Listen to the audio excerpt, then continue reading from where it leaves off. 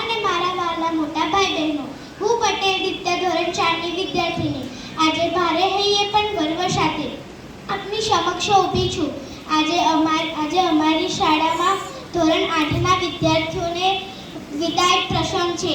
આ એવા મોટા ભાઈ બહેનો છે જેમને અમને માત્ર સહાધ્યાય નહીં પણ પોતાના સગા નાના ભાઈ બહેન ગણીને વહાલ કર્યું છે. તેમના માટે મારે કહેવું છે કે વિદાય તો માત્ર એક શબ્દની છે સાહેબ, બાકી તમારા સ્નેહની હૃદયમાં કોતરેલી યાદો ક્યાં ભૂલવાની છે. પ્રેમ અને માર્ગદર્શક અવિરત પ્રહાર. ધોરણ 8 ના આ વિદ્યાર્થીઓ અમારા માટે હંમેશા આદર્શ રહ્યા છે. આ શાળાના ગણવેશમાં સજ્જ આ ભાઈ બહેનોને ડગલે અને પગલે અમને આંગળી પગલીને ચાલતા શીખવાડ્યું છે. અમને જ્યાં પણ સમજ હોય ત્યાં તેમને એક શિક્ષકની જેમ અને એક વડીલની જેમ પ્રેમ આપ્યો છે. સૌથી મોટી વાત તો એ છે કે તેઓ વિવિધ સમિતિઓના મંત્રી હોવા છતાં તેમને ક્યારેય સત્તાનો ભાર બતાવ્યો નથી. એમને ક્યારેય ડરાવ્યા નથી કે ધમકાવ્યા પણ નથી. હંમેશા લાગણી અને સહાનુભૂતિથી સાચવ્યા છે. મારી સફળતા પ્રેરણા શસ્ત્રો.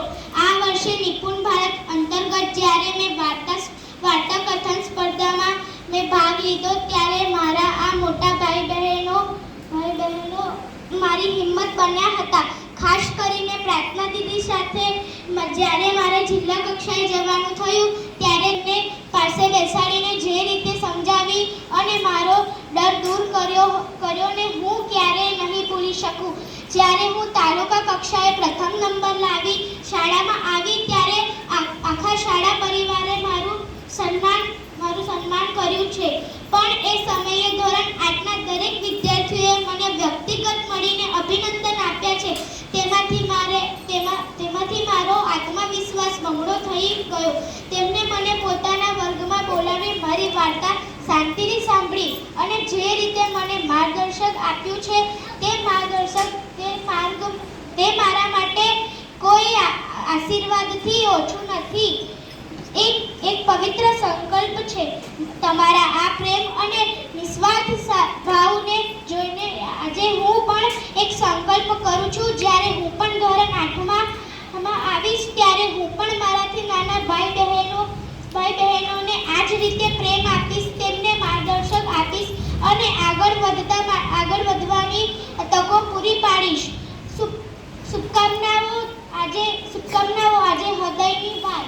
વહાલા ભાઈ બહેનો, તમે આજે આ શાળાનો ઉમરો ઓળંગીને 9મા ધોરણમાં ડગ માંડવા જઈ રહ્યા છો.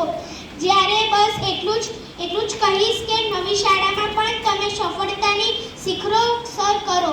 પણ હા, આ શાળાને અમને ભૂલતા નહીં. અવારનવારમાં મુલાકાત લેતા રહેજો અને જે નવું શીખો તેમ અમને પણ શીખવાડતા રહેજો. જતા બસ આટલું જ કહીશ કે ફૂલોની સુગંધ જેમ બાગમાં રહી જાય છે તેમ તમારી સ્મૃતિઓ શાળામાં કણે આ રહી જાય છે. તમારી ઉજ્જવળ કારકિર્દી માટે ખૂબ શુભેચ્છાઓ.